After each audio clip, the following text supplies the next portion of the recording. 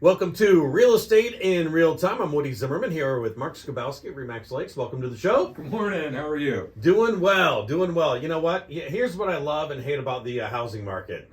Things are always changing. They're changing every day. Every day. Every day. And the stock market drops and everybody gets, depressed. Yeah. Get worried about what's going to happen.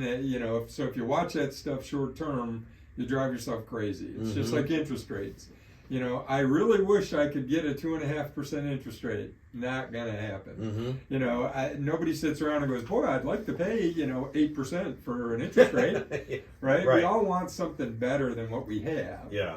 So and it's fluctuation. I mean, it is. It fluctuates daily. The interest rate fluctuates daily. Some of it's based on the economy. Some of it's based on. I truly don't know because it's like, where did this come from? Why did gas jump this week? Right. I don't know. Why did it go up? We're out there, 40 cents? Yeah, 40 cents. Almost overnight. Right. So why did that happen? It's all the worldwide stuff that goes on. Somebody sneezes in Europe and interest rates jump. It makes no sense. I don't get it. Somebody talks and interest rates jump. When somebody talks, interest rates don't generally drop. I don't know why. I don't know why that doesn't work. Come on, so, we can do this. We can do it. So I thought we'd talk a little bit about, just the correction in the housing market because it is going to happen. It has to happen. Sure. Right. We cannot continue to be 10 and 15% price appreciation year over year. Right. So, pulled an article out that talked about, through November there had been like a 2.5% correction. Okay. And, well, that's a negative for sellers, right? Hey, prices have dropped 2.5%. Okay. But to put some context to that, in 07 to 12, we were at 26% price reduction. Yeah. When the market crashed in 07, 26% on average is where we were. Now, these are national stats; these aren't local, but so a 2.5% price correction. Man, I hate things to have gone down 2.5%.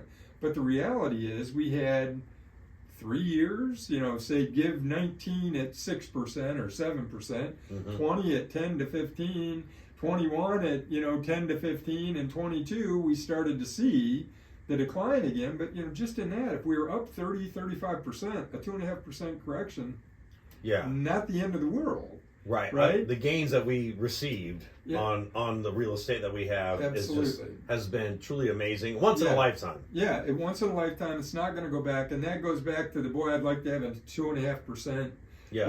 Interest rate. Right. I really wish 5 years ago I'd have bought a bunch of houses. Oh, me too. And just sat on them. Yep. And I leased them or whatever. Yeah. And then been ready to sell them now. Which a lot of people are thinking about that. Which if they're an investment, that's different. Yeah. But if it's your primary residence, many of those people that have bought over the last few years, what did they do? They're locked in at a low rate. Right? So you're in, even though you can take advantage of the market pricing today, because it's still good. For sellers, the market is still high, prices are still high. Yeah, that's true. But if you're locked in at a 3% rate, and now you're going to see a 6.5% rate, you really need to think about that. Doesn't make sense. You're taking advantage of the sale, right? The gains that you've got in the equity in your house. But now if you have to buy something, you're paying that premium on the buy side. And back in the terrible times in 07, 08, I said, as a seller, you were getting punched in the face because buyers were ruling the roost. Oh yeah, right? They were getting some great deals. They were getting some great deals because if you had to sell, you were having to reduce it in order to get it sold. Yeah. But on the flip side, if you needed to buy, you got to do the swinging. Yes. So when you were selling, you were getting beat up. Yeah. When you were buying, you got to do the swinging. Yeah. Well, we've reversed that. Yeah. Right. Where right now, sellers are getting to hold the line because there's still strong demand, even though interest rates have gone up, and we're going back to a more normal, interest rate environment. Okay. There is still strong demand. I've sold a couple of properties where we've had multiple offer situations here recently. And I would have never expected that. Yeah, because we expected that to slow down. We expected it to slow down. Yeah. But there are still, there were a couple houses that came on the market this week. I happen to have buyers in that up to 250 price range. Yeah. I mean, it was a revolving door, getting people in and out. There were appointments scheduled, then all of a sudden they're contingent. You know, my folks didn't like them, okay, that's fine. But because you still have to make those decisions very quickly in that price range. Mm-hmm. You know, it's not like the bottom is dropped out. So the market is still pretty hot then. The market is still pretty good. Now, our January stats didn't say that. There was Yeah. kind of a lull, a break in that, but you Right. got to remember, January sales would have been due to December interest rates, which were they were up in the 7s. Yeah. So as long as interest rates stay below 7, I think we're in good shape. Now I think we're going to settle in the 6s, but as long as interest rates are below 7, as long as there's no inventory, we're still seeing this strong demand. Prices are going to hold. You're not going to see a massive drop off in pricing. I agree with you. I just don't see that coming. No. I don't see that coming, but yeah, which is a good thing because if that did happen, then hurt everything. Then that R word that Yeah. people have thrown out there, then we would truly be there. But I'm just not feeling it. Nope. Okay, all right. So more on this topic coming up next. You're listening to Real Estate in Real Time. Welcome back. You're listening to Real Estate in Real Time. I'm Woody Zimmerman here with Mark Skibowski of Remax Lakes, and so we're talking like a market update right now about the streak that we have had. Yeah. Market is still pretty good though. The market is still pretty good, and you know the key, you know, I'll just continue to beat this drum, is going to be inventory and affordability. Last year, the term was affordability. Yeah. This year we're going to add inventory in that. And why are people not listing their houses? You know, just what we were talking about. Hey, you could take advantage of it, but you're going to pay a premium. A lot of people are going to the thought process, you know what, I'm in a 3% mortgage right now.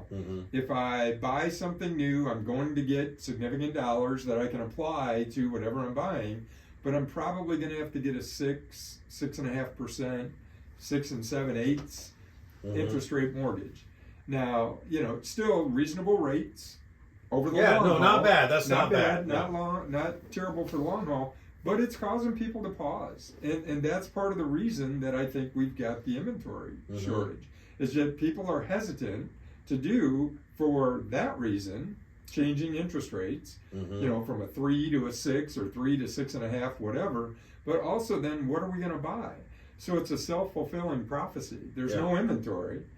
People won't put their house on the market because there's no inventory because they don't know where they're going to go. Yeah, but new homes, they're not building them fast enough because prices and affordability jumps in, right? Yeah. I mean, there are, you know, and it pains me to say this in our market because we've not experienced it, maybe East Coast, West Coast, but, you know, to buy a slab house at almost $400,000, and there's nothing wrong with a slab house, but, you know, most of us, hey, you want a basement or you want this, that, or the other thing. Yeah.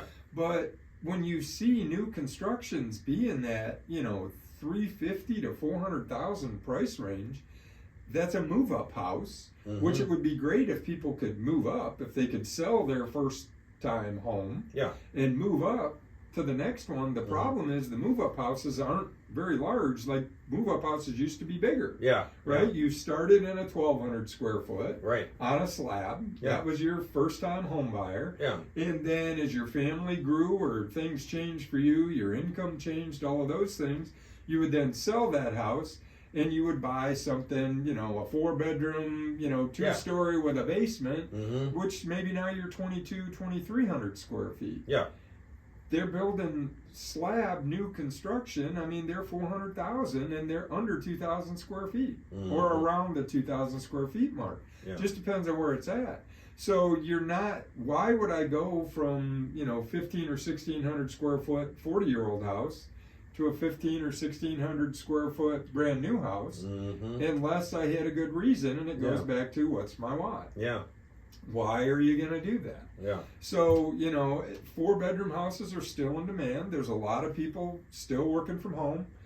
After COVID, they're doing hybrid work. They're, you know, they've got a 4-bedroom. Why? So they can have an office and work from home. Yeah. So we're still seeing strong demand for 4-bedroom. So if there's sellers out there that are sitting in a 4-bedroom house that maybe it's time they're thinking, hey, I want to go smaller.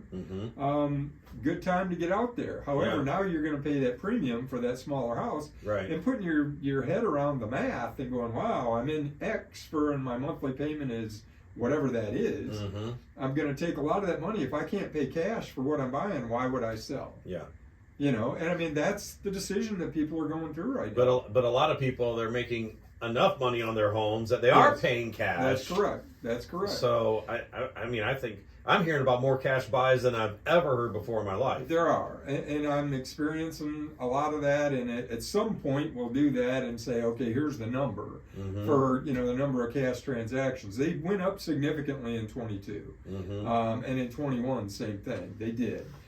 We didn't do a show on it, but I know we talked about it on a couple of shows, the number of cash transactions. Yeah. So inventory is still the issue, and I wanted to mention in Kosciuszko County, currently, 57 active listings total.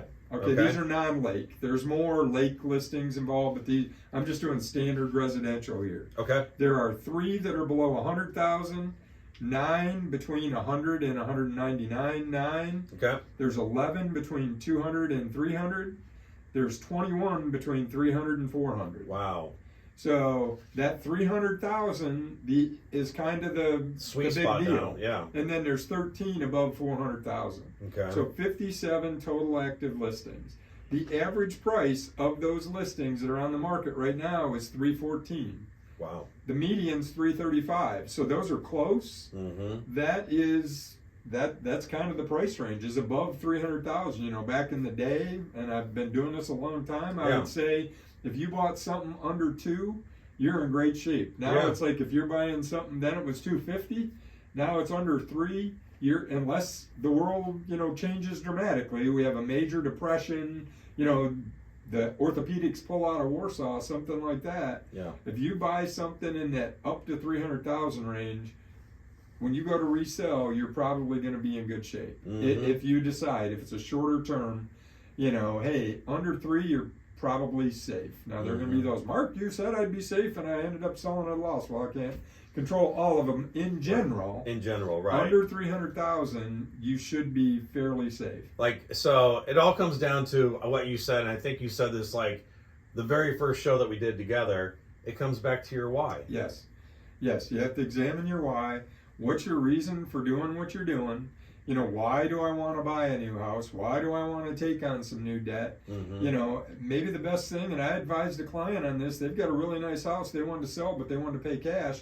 I said, you know what? I don't think you're going to net enough to buy what you want to buy. You're going to be taking a downgrade in your property. I think you're better off paying ahead, get your house paid off. That was my advice. This is a sales guy telling a client to do that. But that's integrity right there. So, all right, we are out of time. Your contact information? Sure. Websites, lakes-realtors.com. Phone numbers, 574-834-1233. Okay, awesome. You have questions for this guy, make sure you reach out to Mark Skibowski, Remax Lakes. You've been listening to Real Estate in Real Time. Have yourself a wonderful weekend.